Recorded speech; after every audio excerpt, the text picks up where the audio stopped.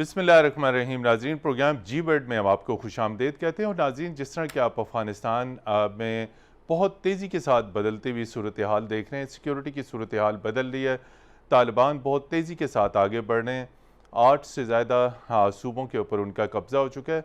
पाकिस्तान का किरदार अगर हम देखें अफ़गानिस्तान के अंदर, तो पाकिस्तान का किरदार इंतहाई मुस्बत रहा। पाकिस्तान ने हमेशा अफ़गानिस्तान के अमन और मुसाइलती अमल को आगे बढ़ाने के लिए अपना मुस्बत किरदार अदा किया।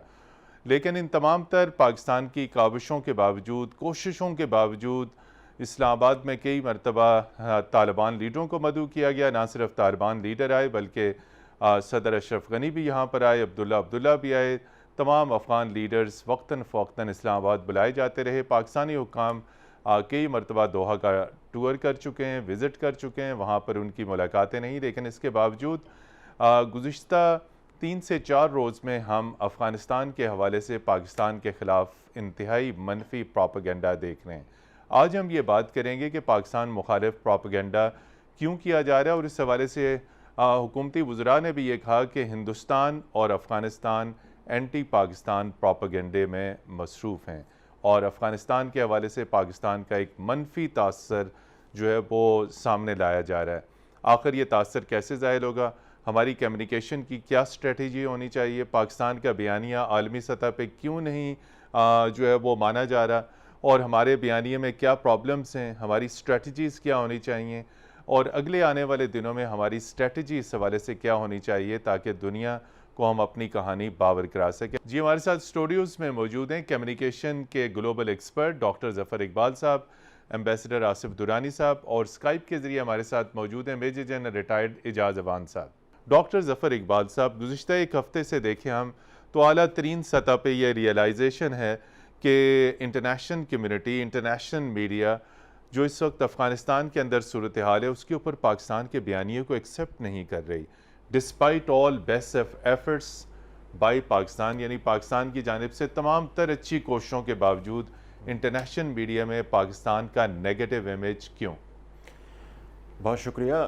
बहुत इंटरेस्टिंग, और मेरा ख्याल है कि जिस तरीके से आपने क्वेश्चन पोस्ट किया है, इससे तो ऐसा लगता है कि कोई एक पूरा लेक्चर इस पे दिया जा सकता है। लेकिन आपने शॉर्ट एंड क्रिस्पी रखना है एक्चुअली कि बयानिया बिल्ड कैसे होता है और इस बयानी को फिर प्रमोट कैसे करते हैं, पाकिस्तान इस हवाले से फेल क्यों हो रहा है, और फिर दूसरी देखने वाली चीज़ ये है कि आप ये बयानिया किस चीज़ पे फ्लोट करके दुनिया को बताने की कोशिश कर रहे हैं।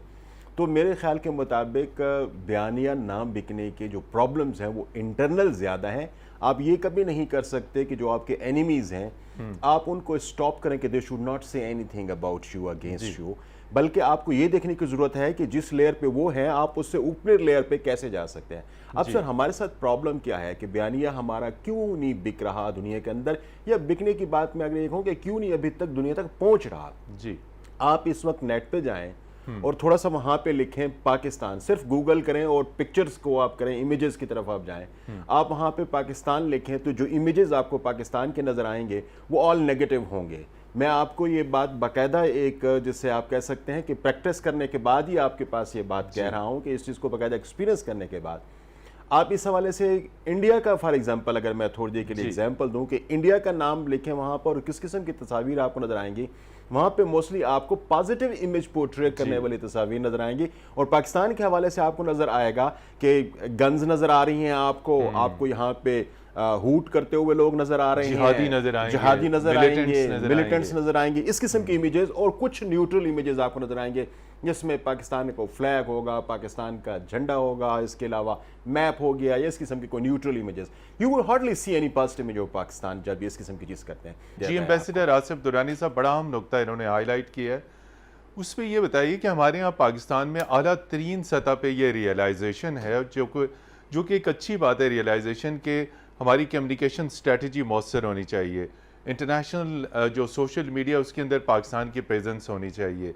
लेकिन अब तो ये बहुत देर हो चुकी कि अब प्रेजेंस को यकीनी बनाना, इस वक्त इमीडिएट बात यह है कि एंटी पाकिस्तान प्रोपेगेंडे को कैसे काउंटर किया जाए। इस हवाले से आप कैसे देखते हैं जो नुकात इन्होंने हाईलाइट किए?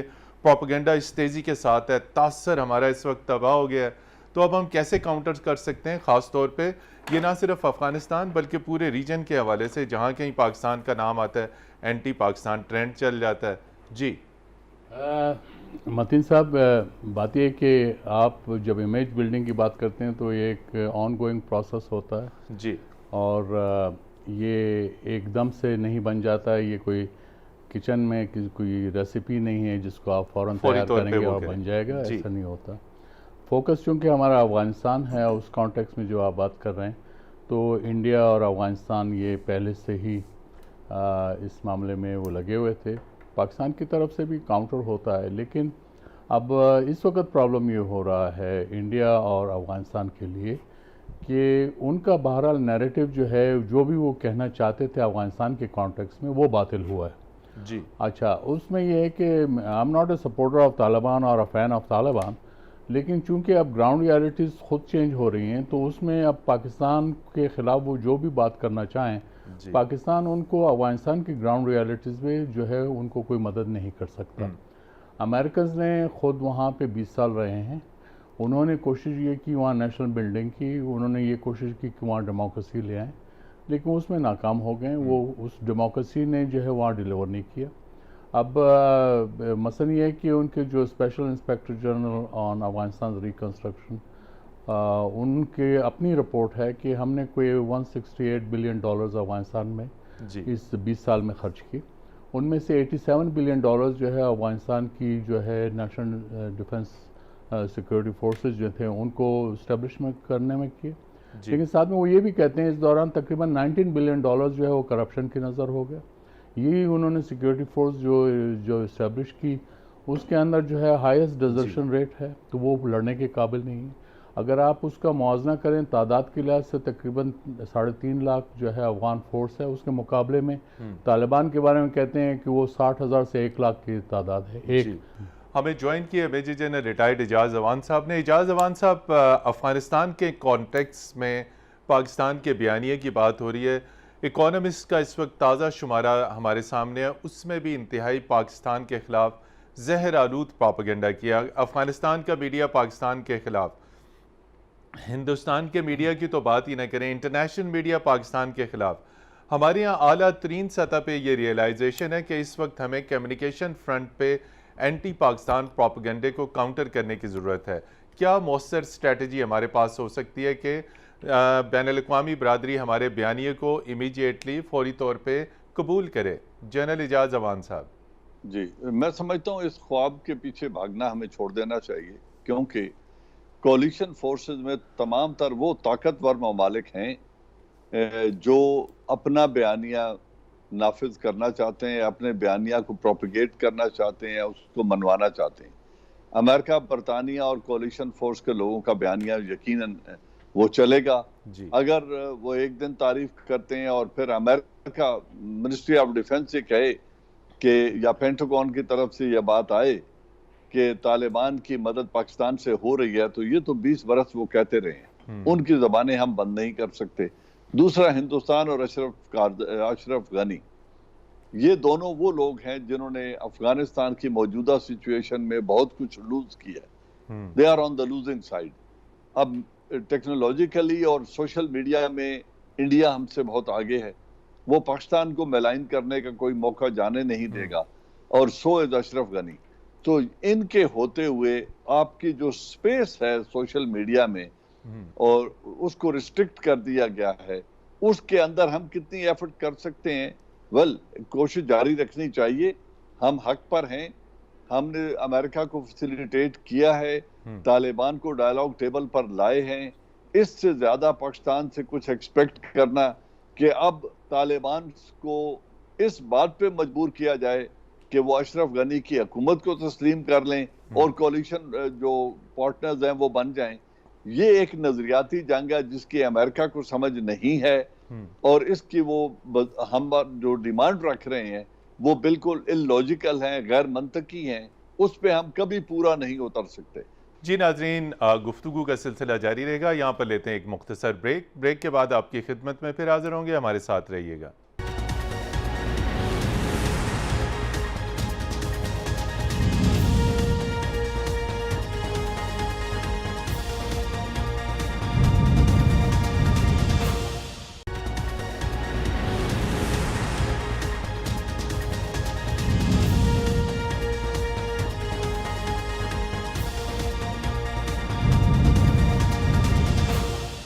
जी नाज़रीन, प्रोग्राम जी वर्ल्ड में एक मरतबा फिर खुश आमदीद। डॉक्टर ज़फ़र इकबाल साहब, हाल ही में हमने देखा वज़ीर आज़म इमरान खान साहब ने बहुत सारे बैनुल अक़वामी जो मीडिया से उनको इंटरव्यू दिए, उनमें उनका एक इंटरव्यू HBO को भी गया।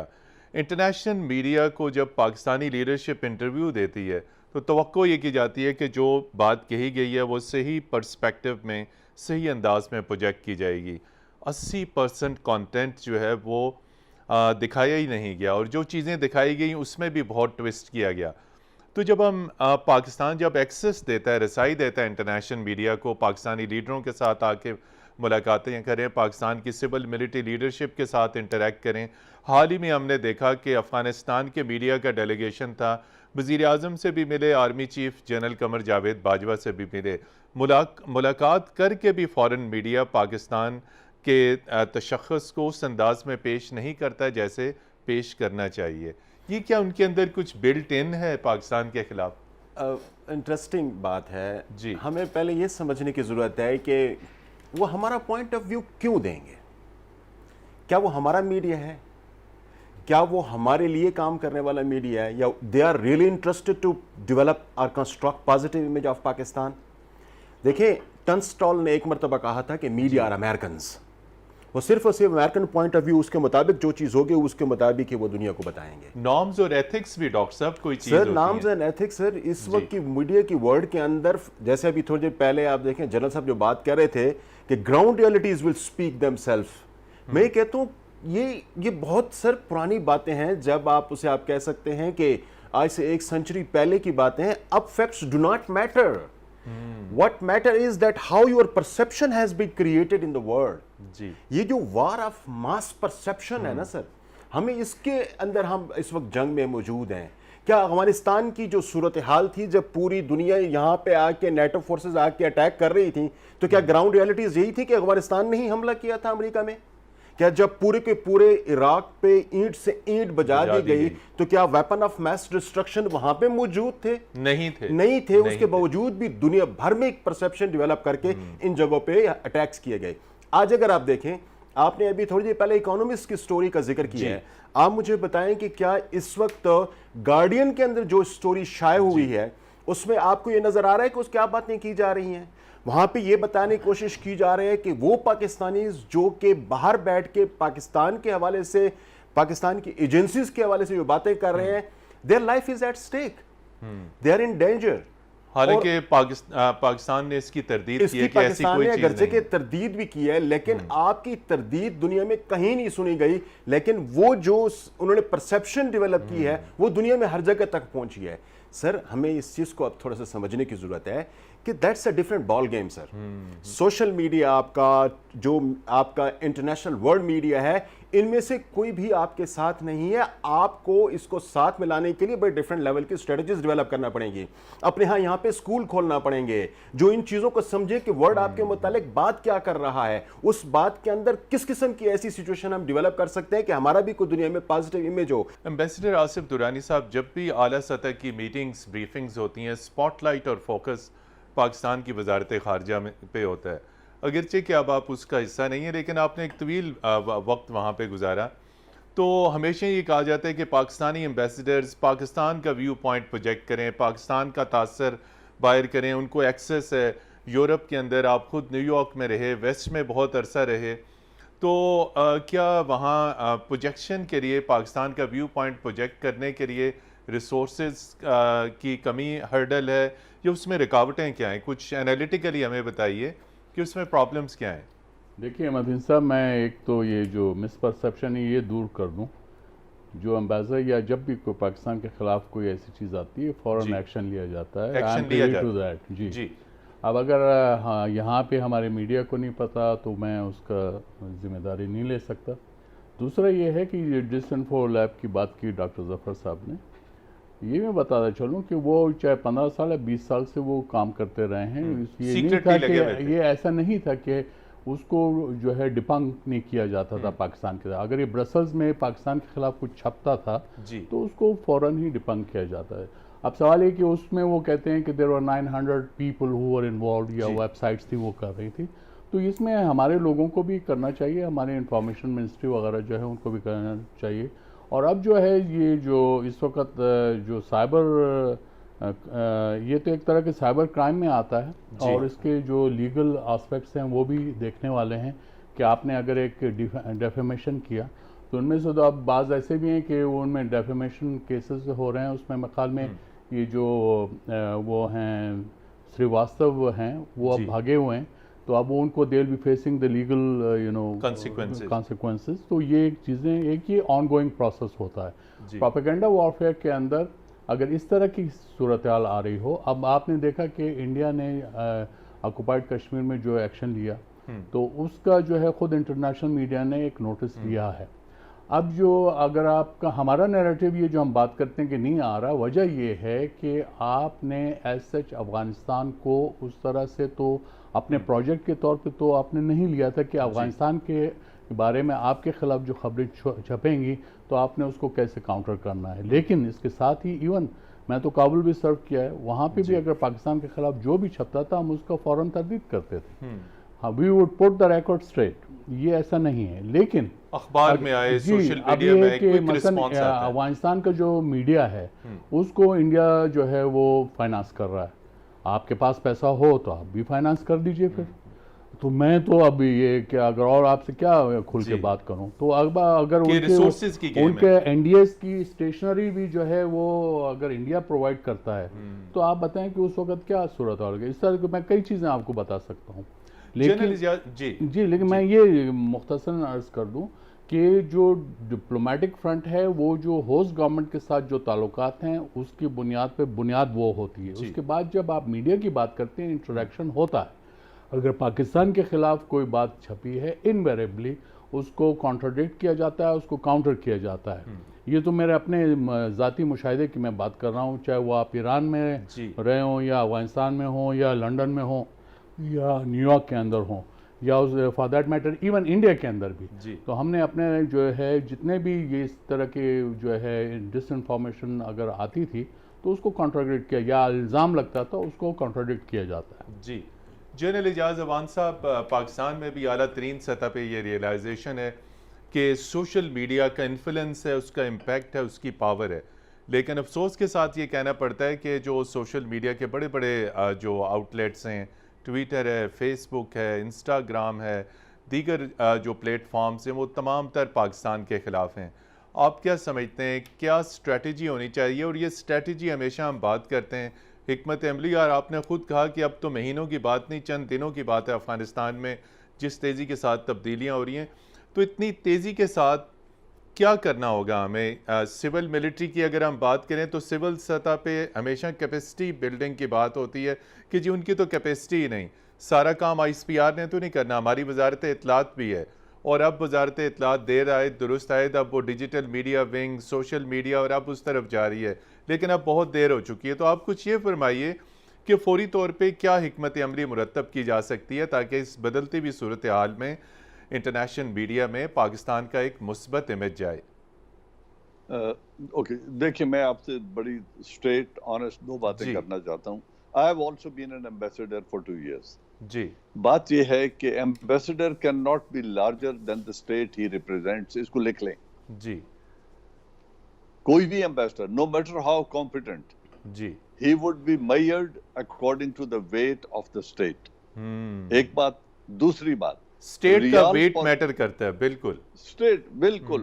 मैंने आपको कहा ना कि N ambassador can not be larger than the state he represents. आज अमेरिका का यहाँ पे कोई एम्बेसडर नहीं है कितने साल से जी पाकिस्तान में। चार्ज डी अफेयर से काम चला रहे हैं। बिल्कुल, नाज़िम अल उमूर से काम चार्ज डी अफेयर, उसके चार्ज डी अफेयर का वजन किसी दूसरे मुल्क का नाम लिए बगैर मैं कहता हूँ उनके एम्बेसडर से आज भी ज्यादा है, because that charge D affair is representing United states of America. बिल्कुल, इतनी सी बात है, अगर ये हमें समझ आ जाए। और दूसरी बात, जो रियल पॉलिटिक है जी, वो डिप्लोमेसी को जन्म देती है, डायरेक्शन देती है। डिप्लोमेसी रियल पॉलिटिक को डायरेक्शन नहीं दे सकती। हमारी सोच में हमें ये चीज समझ लेनी चाहिए। फॉर एग्जाम्पल जी, इस वक्त आप मुझे बताएं, मेरा एम्बेसडर अमेरिका में बैठा हो या यूनाइटेड किंगडम में बैठा हो, कश्मीर में जो कुछ हो रहा है जी, वो किसको बताएगा कि इंडिया ने वहां पे क्लैंप डाउन किया हुआ है। इंडिया वहां 85,000 शहादतें कर चुका है। इंडिया ने यूएन रेजोल्यूशन को डिसरिगार्ड कर दिया है। आप अपने एम्बेसडर से तवक्को रखते हैं कि वो यूनाइटेड नेशन, अमेरिका और बरतानिया को इस सब्जेक्ट पे एजुकेट करेंगे? They know it. वो जिन मुल्कों के साथ हमारा जो बयानिए का क्लैश है, वो मुल्क हमसे बेहतर इन्फॉर्म्ड हैं। वो उनकी एनालिसिस, उनकी रिपोर्ट्स, उनके पास जो चीजें आ रही हैं। जी, आप सोए हुए को जगा सकते हैं, जागते हुए को जगाने की कोशिश करते रहें। उसने नहीं जागना तो वो नहीं जागेगा। अगर वो प्रिटेंड कर रहा है कि मैं सोया हुआ, वो नहीं जागेगा। जी, बरतानिया को पता है कि अफगानिस्तान में क्या हो रहा है। अमेरिका 20 साल वहां जंग लड़ा है, उनको पता है अफगानिस्तान में क्या हो रहा है और ग्राउंड रियलिटीज क्या है। क्या मैंने उन्हें एजुकेट करना है कि ग्राउंड रियलिटीज अफगानिस्तान में क्या है? अगर उनके बयानिए में फिट नहीं बैठती, अगर उनको ये सूट नहीं करता, अगर वो हिंदुस्तान को लाइसेंस टू किल दे चुके हैं, जो कि वो दे चुके हैं, क्या यूनाइटेड नेशन को नहीं पता कि रेजोल्यूशन के प्रोविजंस क्या हैं और ये टेरिटरी डिस्प्यूटेड है और इसके हल के लिए क्या हमने प्रपोज किया हुआ है? जब उनको ये पता है और रेजोल्यूशन वायलेट हो चुका है, आज हमने ह्यूमन राइट्स के प्रेसिडेंट उस कमेटी का बना दिया अमेरिका, इंडिया को। क्या इंडिया बेस्ट स्टेट है इस वक्त ह्यूमन राइट्स के हवाले से? लेकिन रियल पॉलिटिक में वो फिट बैठता है। वो प्रॉक्सी है जिसकी अमेरिका को जरूरत है, जिसकी वेस्ट को जरूरत है चाइना के अगेंस्ट। उसको लाइसेंस टू किल मिल गया है, उसकी बुराई की तरफ से सरफे नजर किया जाएगा। And let me tell you hard fact, एक और मैं बता दूं, जो अब तो एक रियलिटी है और दुनिया को पता है। जब अफगानिस्तान में जंग हो रही थी और प्रेसिडेंट जियाउल हक हमारे प्रेसिडेंट थे, और उस वक्त रोनाल्ड रेगन ने एक सर्टिफिकेट दिया था कि आई एश्योर यू कि पाकिस्तान न्यूक्लियर वेपनाइजेशन का ऑब्जेक्टिव नहीं रखता। They are not pursuing any ambition to produce a nuclear weapon. अगर आप समझते हैं कि अमेरिकन इतने बेवकूफ थे, या अगर हम उस वक्त ये ऑब्जेक्टिव परस्यू कर रहे थे, तो उन्हें कम अज कम ये यकीन नहीं था कि हम ये कर रहे हैं। हकायक शायद उन्हें 100% इल्म ना हो, I don't grant them that much, लेकिन उन्हें ये शक नहीं था। लेकिन उस वक्त जो बड़ा ईविल जिसके साथ वो फाइट कर रहे थे, वो था यूएसएसआर की प्रेजेंस इन अफगानिस्तान। अगर यूएसएसआर अफगानिस्तान में अपने पंजे गाड़ के एस्टैब्लिश हो जाता और वो डिफीट ना होता, तो शायद उन्हें न्यूक्लियर वेपन हमें खुद देने पड़ते जी, to defend the warm waters. इसलिए उन्होंने उस वक्त दूसरी तरफ देखा और हमने अपने वेपनाइजेशन मुकम्मल कर ली। ये रियलिटीज हैं दुनिया की, ये सब कुछ देखते हुए हजम किया जाता है। इसलिए अब अगर हमें बहुत परेशानी है ना कि हमारा नैरेटिव नहीं बिक रहा, तो उसकी वजह यह है हमारा मुल्क छोटा है, हम उनके स्ट्रेटेजिक मोज़ेक में उस तरीके से अभी फिट नहीं आते जिस तरह इंडिया उसमें फिट आ रहा है। हमने अपनी स्ट्रेटेजिक डायरेक्शन चाइना के साथ और स्ट्रेटेजिक इंटरेस्ट चाइना के साथ मुंसलिक कर लिए हैं। उन्होंने हिंदुस्तान का इंतखाब अमेरिका और वेस्ट कर चुका है अगेंस्ट चाइना।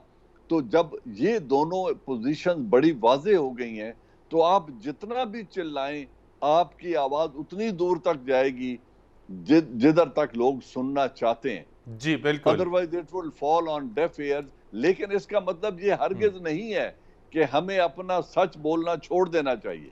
जी सच बोलना, बिल्कुल हम सच बोलना जारी रखेंगे, अपने आप को प्रोजेक्ट करेंगे, हकायक से दुनिया को जहां तक आगाह करना है करते रहेंगे, फॉरेन मैगजीन में लिखेंगे। और लास्ट पॉइंट ये है, मनी मेक्स द मेयर गो। पैसा लगाओ, बंदे खरीदो, अच्छा आर्टिकल लिखने वाले जो वॉशिंगटन पोस्ट या लंदन डेली में लिख सकें।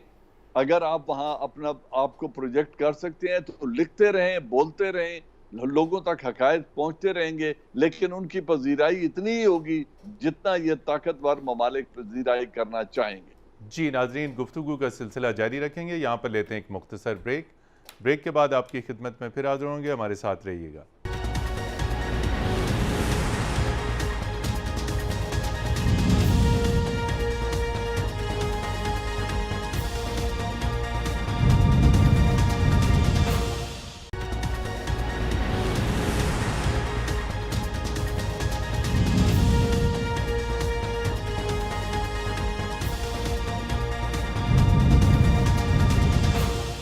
जी नाज़रीन, प्रोग्राम जी वर्ल्ड में एक मरतबा फिर खुश आमदीद। हम बात कर रहे हैं कि पाकिस्तान का मौसर बयानिया क्या होना चाहिए, स्ट्रेटजी क्या होनी चाहिए। डॉक्टर ज़फ़र इकबाल साहब, हाल ही में हमने ये देखा कि अफ़गानिस्तान में भी अब बड़ी तेज़ी के साथ फ़िल्में बन रही हैं और उन फिल्मों के अंदर भी जो इंडिया की तरफ से वो इन्वेस्टमेंट हो रही है।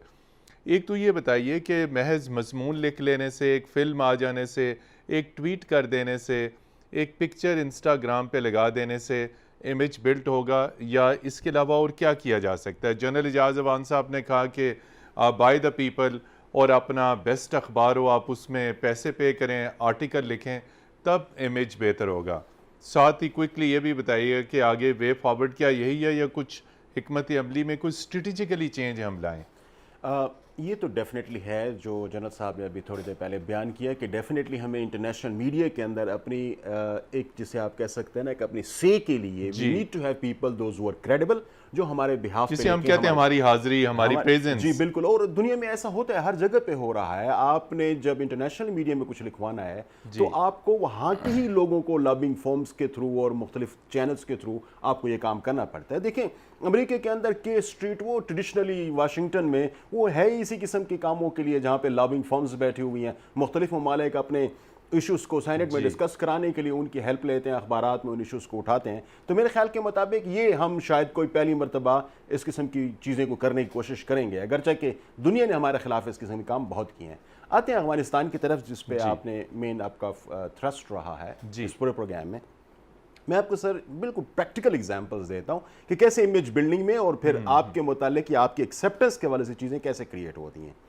देखिए, this was 2006 when I visited Afghanistan, Kabul, और वहाँ पर उस वक्त ये इमीडिएटली तालिबान फारग हो चुके थे और हमारे हवाले से इतना बुरा प्रोपेगेंडा पाकिस्तान के हवाले से पूरी दुनिया मिलकर वहाँ पे कर रही थी, और हमारा वहाँ पे क्या सूरत हाल थी कि हम उसको प्रॉपर्ली डिफेंड भी नहीं कर पा रहे। देखिए, एक जो एक न्यूज़ या कोई एक एक्शन एक एस्पर्शन कास्ट करता है आपकी पूरी पॉपुलेशन पे, उसको सिर्फ एक रिबटल के थ्रू आप साफ नहीं कर सकते सर, बड़ी एफर्ट्स चाहिए होंगे उसके लिए। अब इंडिया ने इस हवाले से सर वहाँ पे क्या किया, हमने वहाँ पर, जिसे आप कह सकते हैं, पूरी तरीके से दुनिया को दे दिया कि अफगानिस्तान अब हम इससे फारग हो गए, आप इसके साथ खेलें जो भी करना है। इंडिया उनके एजुकेशन सिस्टम पे आ गया, पूरा कम्युनिकेशन सिस्टम उनका इंडिया ने हाईजैक कर लिया, वर्चुअली मैं कह रहा हूं, इसलिए कि तमाम उनके इंफॉर्मेशन चैनल्स इंडिया ही इनफैक्ट या इंडियंस ही कंट्रोल कर रहे थे, एफएम चैनल्स भी वही होल्ड कर रहे थे, लाइसेंस भी इवन वहां के लोगों की बजाय इंडियंस ने अपने नाम पे लिए हुए थे। उन्होंने क्या किया सर, सिर्फ 100 टाटा की बसेस दी, फ्री ऑफ कास्ट उनको दी, पूरे को पूरे अफगानिस्तान में वो बसेस चल रही थी, और बड़ा क्या जिसे आप कह सकते हैं कि उनकी पॉजिटिव इमेज क्रिएट हो रहा है। उन्होंने आरियाना एयरलाइंस को 2 जहाज डोनेट कर दिए, डोनेटेड बाय इंडिया, पूरी दुनिया में फ्लाई करते हुए वहां दिखाई दे रहे हैं। आपके उनके जो प्रेसिडेंट पैलेस है, वहां की पूरा नेटवर्क और कम्युनिकेशन सिस्टम, वो कोई एक इंटरनेशनल ऑर्गेनाइजेशन जो कि इंडिया में बैठे हुए थे उनके थ्रू वो कंट्रोल कर रहे थे। मैं ही समझता हूं कि सर ये सारा कुछ ऐसे नहीं हुआ, ये वो वक्त था जिसे आप कह सकते हैं ना कि we virtually left Afghanistan as an orphan. हमने उसके हवाले से जो इतनी लंबी जंग लड़ी है, इतना नुकसान उठाया है हमने अपने मुल्क में, इतने लोगों को आपने एक्सेप्ट किया है, और वहां पर जब सूरत हाल थोड़ी सी स्पेस क्रिएट हुई, इंडिया आया, जंप किया, थोड़ी सी उसमें इन्वेस्टमेंट की, तो वहां पे सर सूरत हाल ये थी। बिल्कुल, मैं आपको ये बताऊं कि जब मैं वहां पे अपने आप को 1-2 जगह पे तारुफ करवाया कि मैं पाकिस्तान से हूं, तो I virtually put myself in danger. और ये वो वक्त था जब पाकिस्तान के कमर्शियल अटैची को फ्लावर स्ट्रीट काबुल से अगवा कर लिया जाता है। कहां पाकिस्तान का इमेज और ये सारी चीजें जो प्रैक्टिकली आपको नजर आते हैं, एक पूरा का पूरा जिसे आप कह सकते हैं अफगानिस्तान का एक पूरा एरिया, वो सारा का सारा आपके खिलाफ रहा और आज तक आपके खिलाफ है। मैं एक बड़ा अफसोसनाक इवेंट आपको देता हूं, I am sorry, I am taking little more time, कि काबुल यूनिवर्सिटी के अंदर मैं जाता हूं, वहां पे डिपार्टमेंट ऑफ जर्नलिज्म के प्रोफेसर के साथ मुलाकात कर रहा हूं, जब उनसे कहता हूं कि पाकिस्तान आना तो प्लीज मेरे पास जरूर आना, तो वो इस बात पे कह रहे थे कि हम दुनिया में अगर ये सिर्फ आखिरी जगह है पाकिस्तान जहां पे हम अपने आप को सेव कर सकते हैं, even then we would not like to come to Pakistan. जी एम्बेसडर आसिफ दुरानी साहब, जब ये नुक्ता नजर है कि अफगानिस्तान के लोग अपने आप को पाकिस्तान विजिट करते हुए महफूज नहीं समझ सकते, इंडिया का बहुत ज़्यादा इन्फ्लुएंस है, वे फॉरवर्ड क्या है, हम इंडिया के बढ़ते हुए असर और रसूख को, इंटरनेशनल मीडिया में इंडिया की प्रेजेंस को, गल्फ में आपने सर्व किया, वहाँ जितने अखबारात हैं उनके एडिटर्स इंडियंस हैं, तो ये बढ़ता हुआ इंडिया का बैनुल-अक़वामी और रीजनल मीडिया के ऊपर जो इन्फ्लुएंस है, क्या हमारे पास वसाइल नहीं है कि हम हिंदुस्तान का मुकाबला कर सकें? जी देखिए, मैं इसमें कंट्रोवर्सी में नहीं पढ़ना चाहता, लेकिन हमने भी वहाँ जब बसें दी तो तोहफा हॉस्पिटल भी बनवाए। मैं अर्ज कर रहा हूँ जी। छोटी सी, तो उन्होंने पाकिस्तान जो है मिटा दिया। अब मैं अफगानिस्तान का जो एक जो ट्रेडिशनली जो रहा है, जब बादशाह कोई बात कर देता है ना तो जो स्ट्रीट वेंडर है वही बात करता है। जिस दिन करज़ई पाकिस्तान की तारीफ़ करते थे तो उस दिन जो है वो आम आदमी भी वही स्ट्रीट बात वेंडर करे। वही बात करता था। तो ये एक वहाँ का एक ट्रेडिशन चली आ रही है। और उसमें फिर हमें ये भी नहीं भूलना चाहिए कि हमारे अफगानिस्तान के साथ एक जो सिम्बायोटिक रिलेशनशिप है वो बहरहाल अफगानिस्तान का किसी और के साथ नहीं है।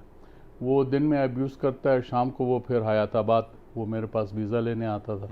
और मैं भी अफगानिस्तान में रहा हूँ तकरीबन 3.5 साल, 2005 से 9 तक। और उस पीरियड के अंदर मैं सारे अफगानिस्तान में फिरा हूँ। मैंने कभी इस तरह की हॉस्टिलिटी फेस नहीं की। शायद एक वजह ये था कि मैं ज़बान जानता हूँ, चाहे दरी हुई या पश्तो हो, ये एक बायस मौजूद है वहाँ पे, वो अपनी जगह एग्जिस्ट करता है। उसके बाद ये जब हमारा 2005 में ज़लज़ला आया था, प्रेसिडेंट करज़ई ने मुझे ख़ुद बुला के उन्होंने कहा मेरे पास 6 हेलीकॉप्टर हैं जी, 2 ख़राब हैं, 4 मैं आपको दे रहा हूँ। सकता हूँ। दे दिया, दे अच्छा, सकता नहीं, दे दिया, बल्कि और 50 के मेडिकल स्टाफ भी आए। तो ये बात लंबी हो जाएगी। बात ये है कि इंडिया ने अब पहले फ़ौरन जाके जंप नहीं किया था, वो जो नॉर्दर्न अलायंस था उसके साथ काम कर रहा था। हम तालिबान को सपोर्ट कर रहे थे, उसके भी एक रीज़न है, उसके लिए हम जस्टिफाइड हैं, we should don't have to be apologetic for that. उन्होंने वो काम किया। जब 9/11 के बाद it was the Panjshiri group and northern alliance which came into power, so they were paying back to India.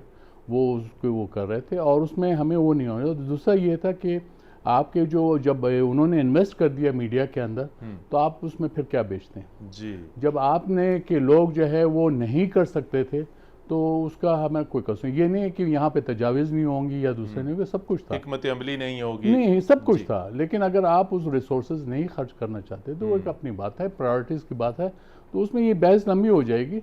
लेकिन ये कि अफगानिस्तान के अंदर, लेकिन at the end of the day इतना खर्च करने के बाद, इंडिया कहते हैं हमने $3 बिलियन का वो किया है वहाँ पे इन्वेस्टमेंट, हमने भी तकरीबन $1 बिलियन किया है। हमारा और इंडिया को कोई मैच नहीं है रिसोर्सेज का। लेकिन उसके बावजूद भी अगर रिजल्ट ये निकलना था जी। तो आज वो अमेरिका के साथ भी यही सवाल हो रहा है। अब उनके अखबारात एनालिस्ट ये कर रहे हैं कि हमारे जर्नल्स ने हमारे साथ झूठ बोला। अब यही इंडिया में ये बहस चढ़ी है कि आप जो है you are putting all eggs into Ashraf Ghani's basket. तो अब आप तालिबान के साथ रास्ता खोलिए। तो सवाल ये है कि पहले इंडिया गलत था या अब गलत है, पहले अमेरिका गलत है या अब गलत, अब गलत।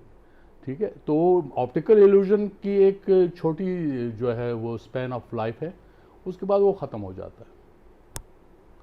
जी नाज़रीन, बिल्कुल जहाँ तक पाकिस्तान के बयानिए की ताल्लुक है, इलाकाई और बैनुल-अक़वामी मीडिया में पाकिस्तान की प्रेजेंस, पाकिस्तान का इमेज, पाकिस्तान का बयानिया किस अंदाज से लिया जाता है, इस हवाले से हमें फ़ौरी तौर पर इक़दाम करने होंगे। वसाइल की जहाँ तक बात है, हमें वसाइल के ऊपर कैप नहीं करना, चूँकि अब जंग कम्युनिकेशन फ्रंट के ऊपर लड़ी जा रही है, जिसके लिए बेपनाह वसाइल चाहिए और ख़ास तौर पर सोशल मीडिया में इन्वेस्टमेंट करनी होगी, डिजिटल मीडिया डिप्लोमेसी और पॉलिसी को फ़रोग़ देना होगा। यही वो चीज़ें हैं जिससे आलमी सतह पे पाकिस्तान का मुस्बत इमेज प्रोजेक्ट किया जा सकता है। डॉक्टर ज़फ़र इकबाल साहब, आपका बहुत शुक्रिया। एम्बेसडर आसिफ दुरानी साहब, आपका भी बहुत शुक्रिया। और स्काइप के ज़रिए हमारे साथ मौजूद थे मेजर जनरल रिटायर्ड एजाज़ अमान साहब, आपका भी शुक्रिया। प्रोग्राम जी वर्ल्ड की टीम को अगली इतवार तक के लिए इजाज़त दीजिए। खुदा हाफिज़।